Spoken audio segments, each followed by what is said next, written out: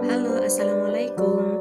Bismillahirrahmanirrahim. Kita akan membahas kisi-kisi PAS semester 1 kelas 8. Persiapkan buku pendamping atau LKS kalian, buku catatan dan juga kisi-kisi yang sudah dibagikan Bapak Ibu guru di sekolah.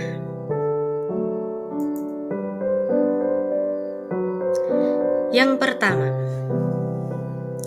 yaitu tentang teks wacana cerita legenda dengan judul Dumadine Desa Pecapean. Nanti kalian akan mendapati cerita legenda di soal tersebut dan ada di pilihan ganda nomor 1 sampai dengan 6. Buka lagi buku kalian, ada di halaman 4. Ingat, untuk triknya adalah kalian harus teliti dalam menjawab. Semua jawabannya sudah ada di teks tersebut. Gitu ya.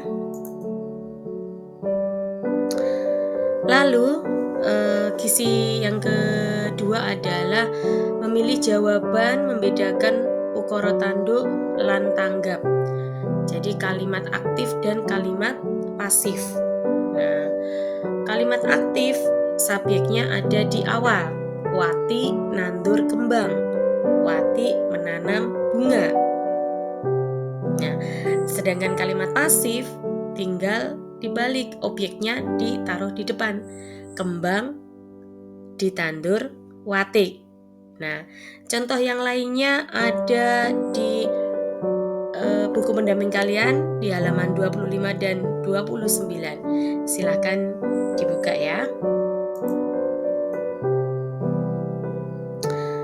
Lalu kisi yang kedua adalah memilih jawaban membedakan ukara tanduk lan tanggap. Selanjutnya, kalian diminta untuk menunjukkan contoh parian atau pantun. Nah, untuk pantun ini usahakan kalian memperhatikan suku kata yang berada di akhir. Nah, contohnya di sini misalnya, mangan gedang akeh wijine, timbang begadang seneng ngajine. Nah, gedang baris berikutnya begadang, wijine, kemudian suku berikutnya, baris berikutnya ngajine, kan sama. Kalau didengarkan juga pas, ya enggak? Suwe ora nyawang Gatot Kaca, Gatot kacane mangan telo. Suwe ora ketemu konco, ketemu pisan mung sedelo. Nah, itu adalah parian atau di dalam bahasa Indonesia adalah pantun. Sesuaikan suku kata yang ada di akhirnya. Berikutnya, kalian diminta untuk menunjukkan contoh tembung rangkep. Nah, di sini ada nanti di soal menjodohkan dan esai nomor 41. Tembung rangkep itu apa? Contohnya banyak sekali. Materi tersebut ada di halaman 12. Ya, di LKS halaman 12. Contohnya misalnya melayu-melayu, lari-lari, berasal dari kata dasar Melayu. Bola bali, kata dasarnya Bali. Cekikak-cekiki, alu-alu, ngedap-edapi, dan contohnya masih banyak lagi. Itu adalah tulodo dari tembung rangkep. Berikutnya, kalian diminta untuk menunjukkan. Nah, berikutnya adalah mocopat pangkur. Mocopat pangkur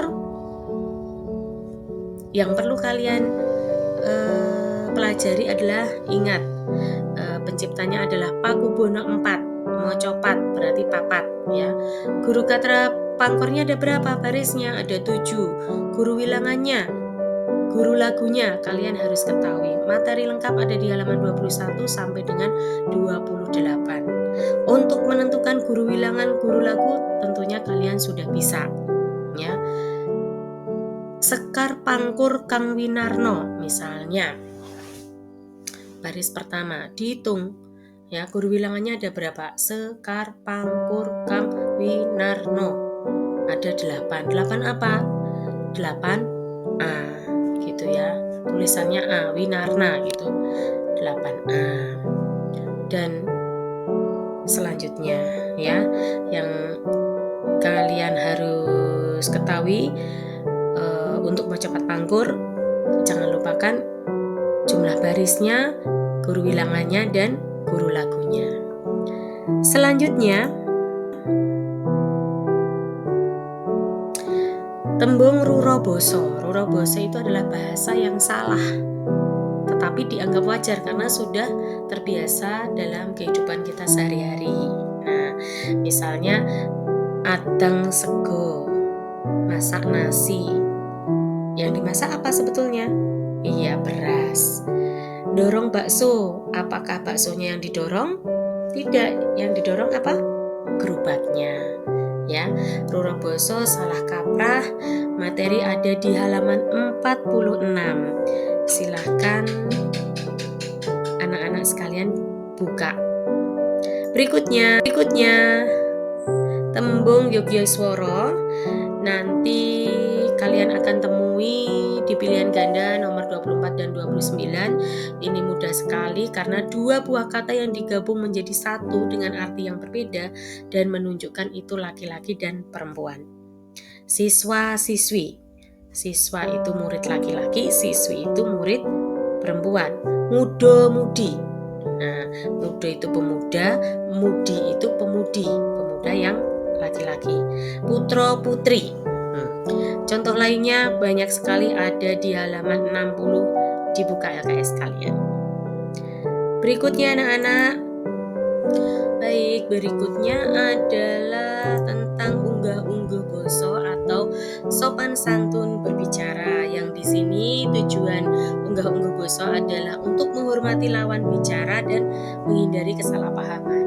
Ya, kalau kita berbicara dengan teman yang sudah akrab, yang usianya sama, kita menggunakan ngoko nggak apa-apa, atau yang kasar gitu ya. Tapi kalau kita berbicara dengan orang tua, dengan simbah atau dengan orang yang lebih kita hormati, hendaknya menggunakan bahasa kromo atau bahasa yang halus. Nah, bagaimana untuk membedakannya? Untuk membedakannya, karena kalian kebanyakan tidak menggunakan bahasa Jawa ya, diingat-ingat saja. Kalau misalnya ada kata ipun, misalnya ini contoh nomor 4 nih, Bapak ngendiko mangke dalu saged rawuh dalemipun Pak Lurah. Kalau ada kata ipun di situ itu pasti bahasa kromo alus, bahasa kromo terhalus gitu ya. Kalau ada kata kowe, oh berarti ngoko. Kalau ada kata panjenengan berarti kromo. Panjenenganipun berarti kromo alus. Nah, itu saja yang perlu kalian ingat ya. Dan mudah-mudahan nanti kalian bisa untuk mengerjakannya di soal pilihan ganda nomor 12, 13, 18, 40 sampai dengan 44. Berikutnya adalah menjawab pertanyaan teks berita. Ini tipsnya adalah kalian harus teliti dalam membaca soal, kemudian jawabannya pasti ada di wacana berita tersebut ya. Latihannya ada di LKS halaman 39, 46 dan 48. Pasti kalian sudah berlatih. Berikutnya adalah menjawab pertanyaan teks berita. Ini tipsnya adalah kalian harus teliti dalam membaca soal, kemudian jawabannya pasti ada di wacana berita tersebut ya. Latihannya ada di LKS halaman 39, 46 dan 48. Pasti kalian sudah berlatih. Kemudian kisi berikutnya yaitu mengenai tembung campuran.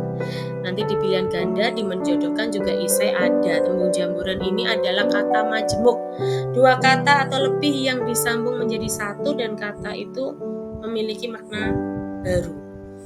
Campuran ada dua, utuh dan tugel. Utuh dan wancah atau tugel. Utuh itu dua kata yang digabung dan tidak bisa dikurangi. Misalnya meja tulis, ya meja untuk menulis. Meja sendiri, tulis sendiri, artinya sudah bukan meja tulis. Nah, bapak biung, bapak ibu. Nah, kalau tugel itu yang digabung atau dengan mengurangi jumlah suku katanya. Misalnya Bangjo itu dari abang ijo. Barbeh, bubar siji bubar kabeh, misalnya seperti itu. Burjo, bubur kacang hijau, itu campuran ya, kata majemuk. Nah, kemudian kisi berikutnya adalah tentang iklan. Tentunya pesan apa yang ada di dalam gambar itu yang akan kalian pahami dalam soal nanti. Lalu ini adalah tentang teks huruf Jawa, menjawab pertanyaan teks berhuruf Jawa atau sebaliknya mengalih aksarakan itu ya. Ada pilihan ganda, menjodohkan, dan juga isai. Yang teliti pilihan ganda maupun menjodohkan biasanya hampir sama jawabannya ya. Nah, untuk kelas 8 ini ada lebih fokus ke aksara nga dilelet atau le dan pa diceret atau re. Nah, le dan re ini penggunaannya di luar dari aksara Jawa yang 20 itu. Misalnya le, aksara ngalelet yang le, nulis lengo ya. Lengo pakainya bukan hana caraka data sawala yang pakai la itu, pakainya le yang lelet ini. Nah, kalau contoh re. Nah, di sini contoh re. Nulis reca. Pa ceret kemudian ca, reca. Rebung ya, jadi ini bukan pa tetapi ini adalah dibaca re. Ingat-ingat ya, le dan re ya.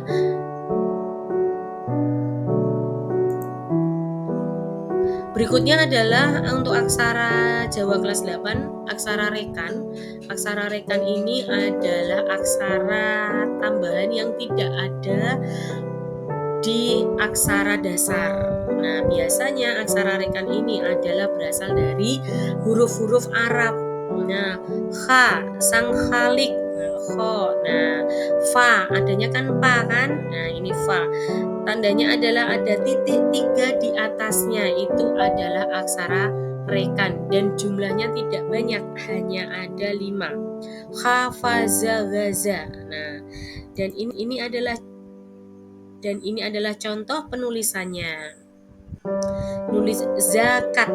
Nah, zanya pakai ja, dikasih titik 3 di atasnya, kemudian aksara k, kemudian ta, lalu dipangku mati, jadi dibaca zakat. Gitu. Demikian juga dengan penulisan fajar.